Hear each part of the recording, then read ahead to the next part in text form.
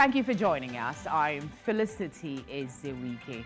Let's begin the news by bringing you updates from Kano. The latest is that a high court there has ordered the deposed Emir of Kano, Aminu Ado Bayero, to stop parading himself as Emir. The court also directed the police commissioner to evict him from the mini palace on State Road.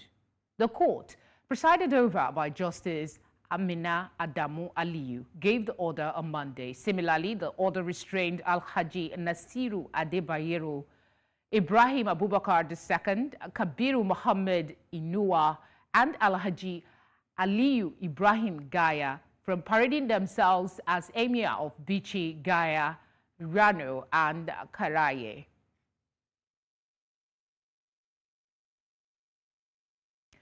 Joining me now on the news to discuss this is a Northern history teacher, Mukhtar Aminu. Mukhtar, thank you for joining us.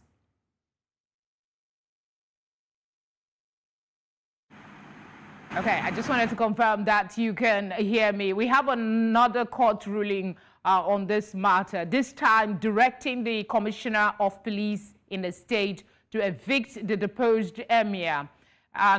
We also know that there is an interim injunction preventing the deposed Emir from parading himself as Emir. The first order was not obeyed by the state. Do you expect that the police will obey this latest ruling?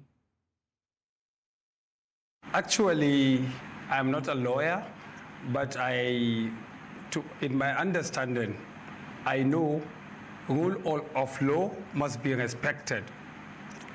So the first injunction was by a federal high court, which recognizes Alhaji Dr. Aminu Ado Bayero as the Emir of Kano.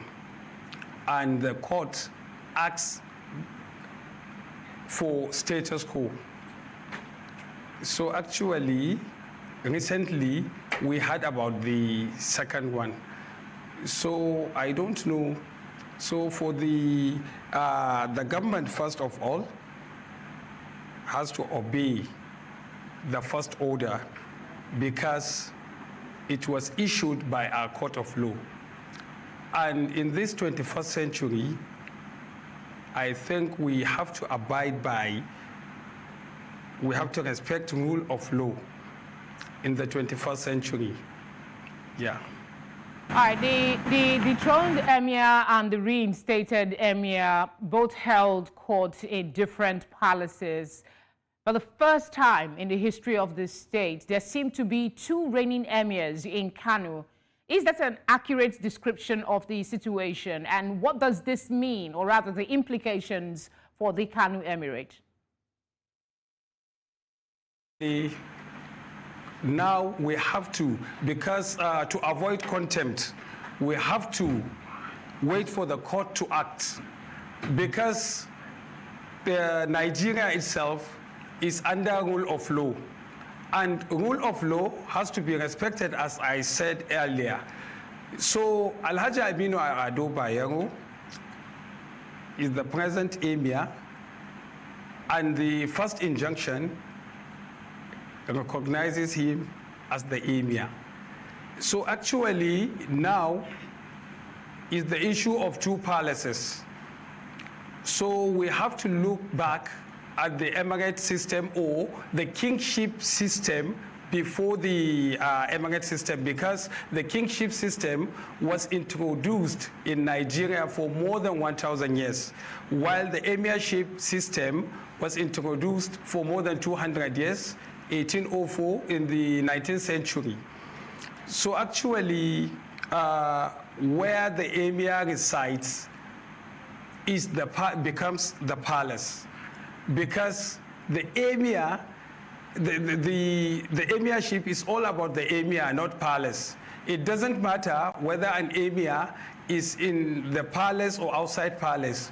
Once by law he is the Emir, he remains the Emir. Because like in Kano here, the kingship and the emirate system started about 1,025 years now. The first ruling house was Bagauda dynasty. The Bagauda dynasty reigned from 999 AD to 1463. They ruled for 464 years. They had a total 20 emirs, 20 kings, 20 kings. So prior to that 1463, there was no palace. Anywhere the emir resides becomes the palace. So the kings stays in their houses as the palace. That is where the courtiers, the royal, the palace guards will come and gather and rule from there. So when Emir Rumfa came on board in 1463, 1471 he started the construction of Gida Rumfa and completed it in 1478. So the emirs, the kings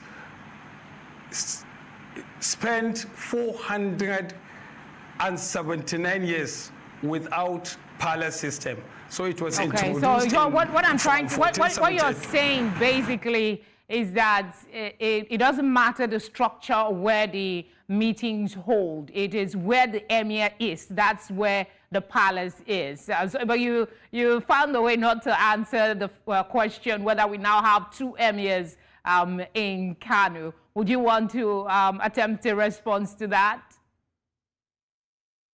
What I think I have answered that question, because I said only the courts can determine, because this is, we don't have to okay, I guess we'll have to leave. We'll have to leave that part of the conversation since we're waiting for the courts to decide.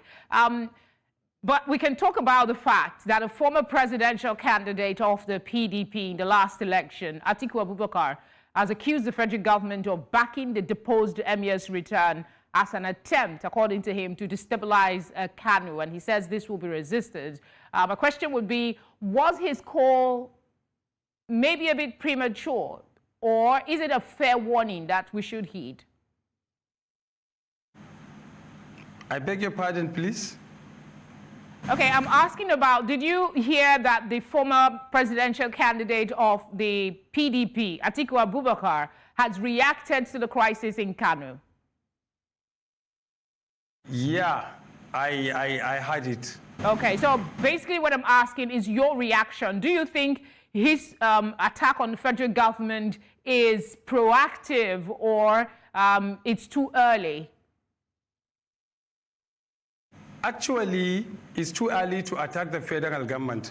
As I said earlier, we have to wait for the rule of law to act, because we know we have three arms of government: the legislature, the executive, and the judiciary. So this is where the executive and the judiciary have already did their part. So we are waiting for the court to do, its part. So I think it's better. All right, Mukhtar, thank you very much for speaking with us while we wait for the court's responses.